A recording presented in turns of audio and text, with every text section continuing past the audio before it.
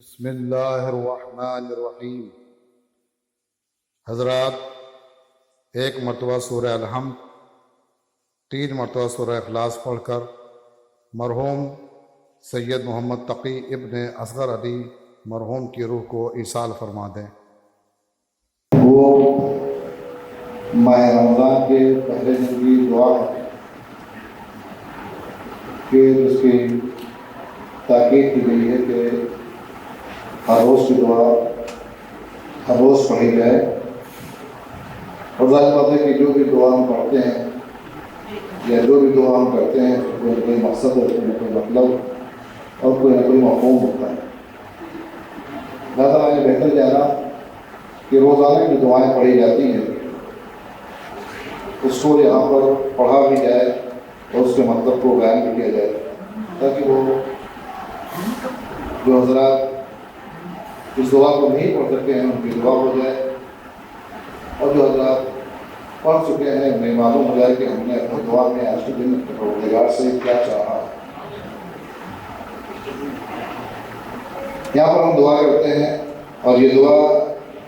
پیغمبر اسلام ختم مرتبہ حضرت محمد مصطفیٰ صلی اللہ علیہ وآلہ وسلم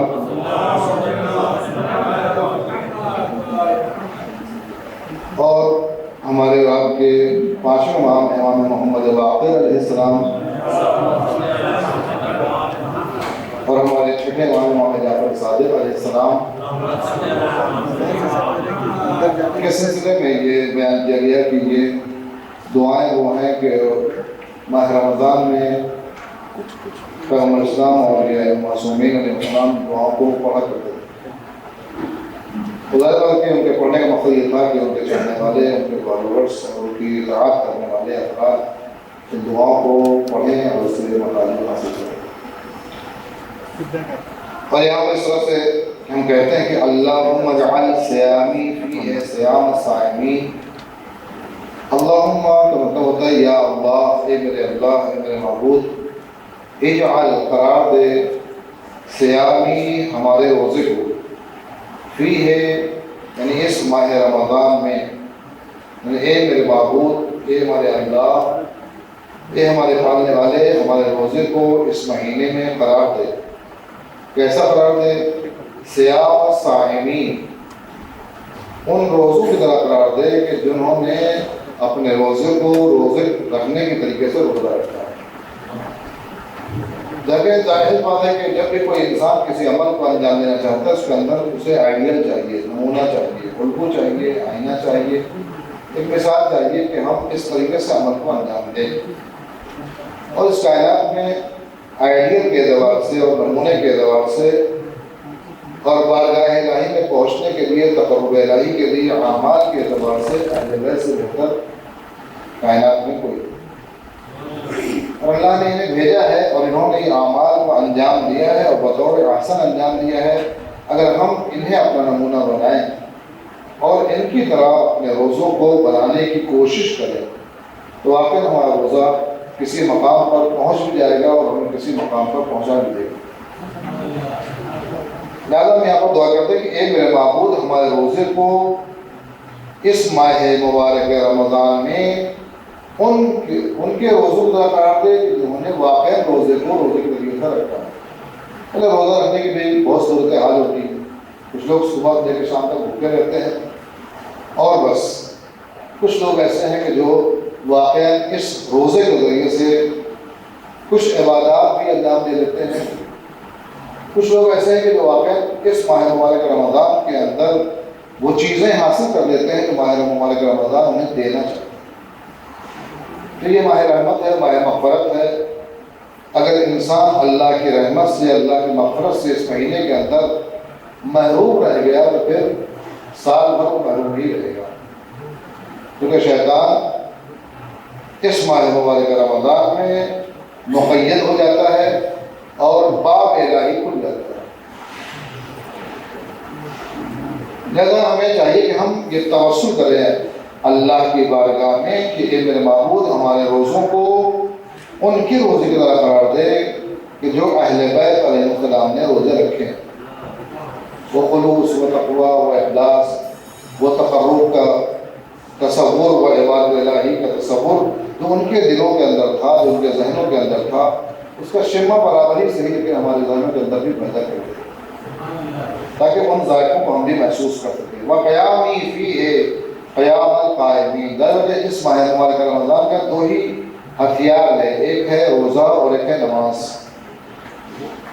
تو قیامی فی ہے قیام القائمین، اور اے میرے معبود ہماری نمازوں، قیام سے مراد یہاں پر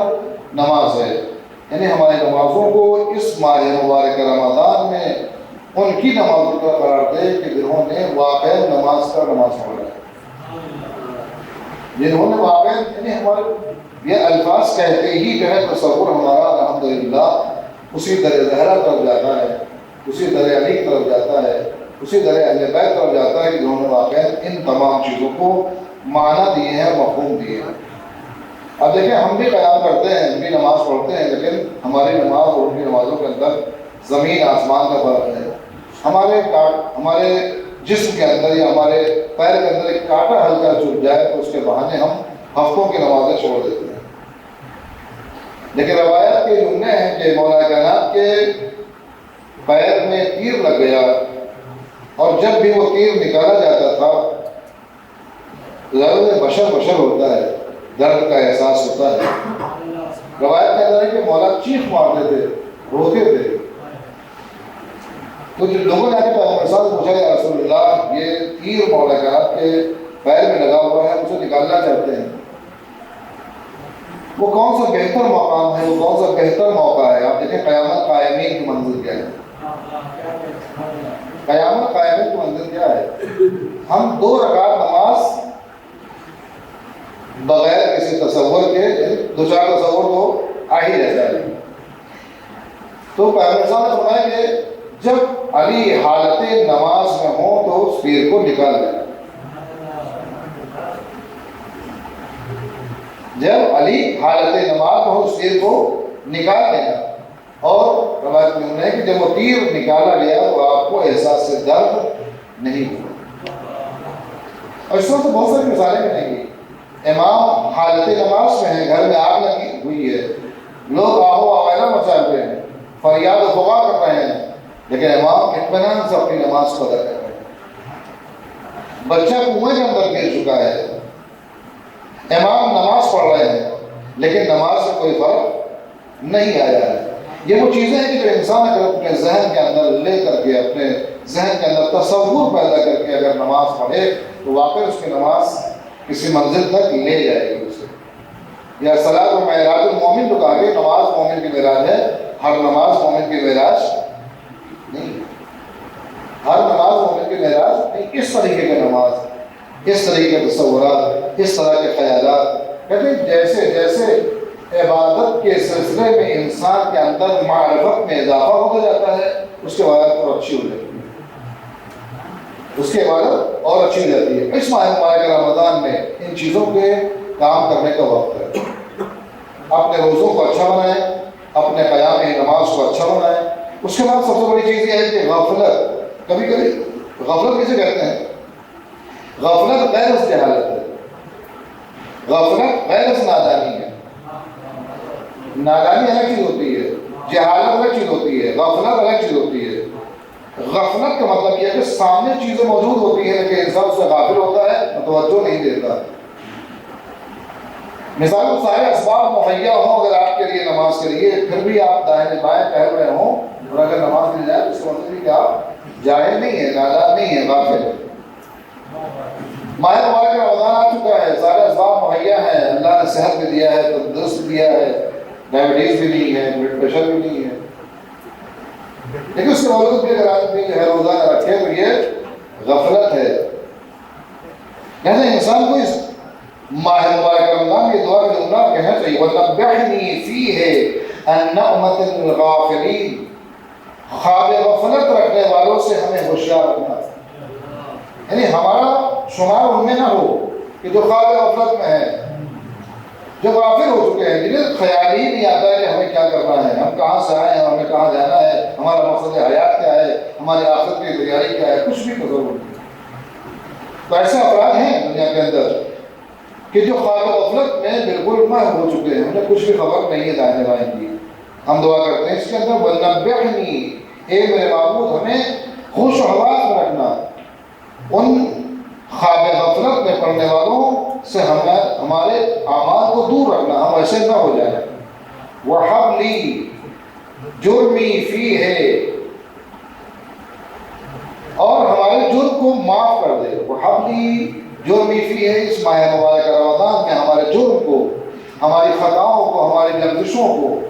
بے شمار لغزشیں ہوتی ہیں، بے شمار ہم سے خطائیں ہوتی ہیں، ہماری خطاؤں کو معاف کر دے۔ یا الہ العالمین، اے رب العالمین، اے عالمین کے چلانے والے، اے عالمین کے پیدا کرنے والے، اے عالمین کے اللہ، وعف عنی، اور مجھے معاف کر دے، یا عافین، اے معاف کرنے والے، عن المجرمین، مجرمین کو۔ اللہ مجرمین کو معاف کرنے والا ہے، اللہ جرم کرنے والوں کو معاف کرنے والا ہے، اللہ خطاؤں کو معاف کرنے والا ہے، اللہ مغفرت دینے والا ہے، اسی لیے اس مہینے کو ماہ مغفرت کہا جاتا ہے۔ اس ماہ مبارک کی افضلیت آپ دیکھیں کہ اتنی زیادہ اللہ نے اس کے اندر انسان کو فلاح و بہبودی کی طرف دعوت دی ہے، اور اس کی طرف انسان کو رغبت دلائی ہے کہ انسان تصور کرے ایک آیت ماہ مبارک رمضان میں پڑھنا عام دنوں میں 40 آیت پڑھنے سے بہتر ہے۔ ایک رات عبادت کرنا جاگ کر کے ماہ رمضان میں بقیہ ایام میں 40 راتوں سے بہتر ہے۔ بقیہ ایام میں اگر 40 رات اگر آدمی عبادت کرے، اللہ ان کا ثواب ایک رات میں دے رہا ہے۔ وہ یہ کہا جائے کہ سیل لگی ہوئی ہے، اگر آدمی اس سے محروم رہ گیا تو پھر بیکار ہے۔ سیل لگی ہوئی ہے، ایک نیکی کریں گے 10 نیکی دے گا اللہ، ایک آیت پڑھیں گے 40 آیتوں کو پڑھنے کا ثواب ملے گا، ایک قرآن ختم کریں گے 10 قرآن پڑھنے کا ثواب ملے گا، 2 رکعت نماز پڑھیں گے آپ کو 40 رکعت کا ثواب ملے گا۔ ایک رات اگر شب بیداری کر کے اگر آپ عبادت الہی انجام دیں گے اللہ کے لیے اخلاص کے ساتھ، تو اللہ اس کو بہت زیادہ کئی گنا کر کے دے گا۔ دیکھیں جب انسان کو یہ ہدیہ دیتا ہے تو اپنی حیثیت کے مطابق دیتا ہے۔ ہم جب کسی کو تحفہ دیتے ہیں یا ہدیہ دیتے ہیں یا گفٹ دیتے ہیں تو اپنی حیثیت کے مطابق دیتے ہیں، لیکن جب اللہ دے گا تو اپنی حیثیت کے مطابق دے گا۔ اللہ کی حیثیت کیا؟ ان اللہ علی کل شیء، لیکن ہم اعمال کو انجام دیں۔ اس ماہ مبارک رمضان میں دیکھا کہ اللہ کہتا ہے کہ تم اگر سانس لو گے تمہاری سانس کو تسبیح بنا دوں، کیونکہ تم میرے مہمان ہو، میں تمہارا میزبان ہوں، مجھے تمہاری ہر حرکت اچھی لگے گی۔ مولا کہہ رہا ہے تو کون ہے کہ اگر انسان گرمی کے مہینے میں کڑاکے گرمی، شدت کی گرمی اگر پڑ رہی ہو اور وہ روزہ رکھے اور پیاس سے جاں بلب ہو رہا ہو، پیاس سے جاں بلب ہو رہا ہو، پیاس کی شدت محسوس ہو رہی ہو، اللہ کہتا ہے کہ اس بندے نے اگر اس وقت مجھ سے کچھ بھی مانگا تو میں دینے میں رعایت نہ کروں گا، میں فوراً اسے دے دوں گا۔ یعنی اگر کوئی انسان حالت روزہ میں اسے جبکہ پیاس لگی ہو، اس کی حلق سوکھ رہی ہو، اس کی زبان میں کانٹے پڑ رہے ہوں، اگر ایسے موقع پر انسان دعا کرے گا تو اس کی دعا ضرور مستجاب ہوگی۔ آپ پہلے محسوس کریں بھائی، 2 دنوں کے اندر سے محسوس کرنا چاہتا ہوں ماہ مبارک رمضان میں کیا کیا چیزیں ہم لے سکتے ہیں۔ سانس اگر آپ لیتے ہیں تو اللہ تسبیح کا حساب کرتا ہے، ایک آیت پڑھتے تو اللہ 40 آیت کا ثواب دیتا ہے، ایک رات اگر جگ کر کے عبادت کرتے تو اللہ 40 راتوں کی عبادت کا ثواب آپ کو دے گا۔ حتیٰ کہ عبادت کہتے کہ روایت کے جملہ ہے کہ جب انسان افطار کر رہا ہو، دیکھیں افطار بھی کرنا جو ہے کیسا ہوتا ہے، دن بھر کا انسان بھوکا کیسا ہے، اور جب سامنے افطاری آتی ہے تو زیادہ کہ جب وہ کیفیت ایسی ہوتی ہے کہ آنکھوں میں دھواں ہوتا ہے اور حلق میں جو ہے وہ کانٹے پڑے ہوئے ہوتے ہیں کہ انسان فوراً حملہ کرنا چاہتا ہے، لیکن نہیں، یہاں بھی ٹھہر کر کے اپنے صبر و ضبط کا احساس کرتے ہوئے اور مظاہرہ کرتے ہوئے اگر انسان روایت میں ہے کہ اگر کوئی ایسے موقع پر کوئی دعا کرے گا تو اس دعا ضرور مستجاب ہے۔ لیکن مسئلہ یہ نہیں کہ وقت افطار ہے اس لیے نہیں، وقت افطار نہیں، بلکہ انسان جہاد کر رہا ہے، اپنے نفس کو جتنا مارے گا، اپنے نفس کو جتنا پامال کرے گا، اپنے شیطان کو جتنا مغلوب کرے گا، رحمان اور اس کی مشیت کو کہیں وجد آتا ہے اور وہ عطا کے اندر کہیں اضافہ۔ مسئلہ یہ نہیں کہ ایک کھجور کھانے کا مسئلہ ہے، ایک نہیں 1000 کھجوریں کھائیں آپ، مسئلہ نہیں، مسئلہ یہ ہے کہ آپ دیکھیں قوت ضبط اور قوت صبر کا مظاہرہ کریں۔ اس لیے کہا گیا ہے کہ جب افطاری سامنے آ جائے تو بہت سے افراد تو بھول ہی جاتے ہیں کہ اس وقت جو ہے کوئی دعا بھی پڑھی جاتی ہے، اللہم لک صمت وعلی رزقک افطرت وعلیک توکلت، یہ دعا بہت افراد بھول جاتے ہیں،